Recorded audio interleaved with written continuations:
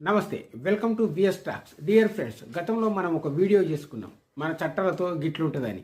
ఎందుకంటే పెద్ద పెద్ద చట్టాలను చేస్తారు కానీ చిన్న లోపాలతో వాటిని నిరుపయోగంగా పడిపోతాయి. ఉదాహరణకు ఫిరాయింపుల నిరోధక చట్టం. ఫిరాయింపుల నిరోధక చట్టంలో ఒక పార్టీ నుంచి ఇంకో పార్టీకి, ఒక పార్టీలో గెలిచి ఇంకో పార్టీలోకి వెళ్ళిపోవడంతో తన మెంబర్షిప్ రద్దవుతుందని చెప్పేసి చట్టం చేశాము. కానీ అది ఆ పవర్ ఏదో, ఆ రద్దు చేసే పవర్ ఏదో స్పీకర్కి ఇవ్వడంతో పెద్ద లూపుల్స్ అయిపోయింది. దాంతో ఎప్పుడైనా సరే అధికార పార్టీ ఏదనుకుంటే అదే అవుతుంది తప్ప ఇంకా వేరే ప్రతిపక్ష పార్టీకి న్యాయం జరగటం లేదు.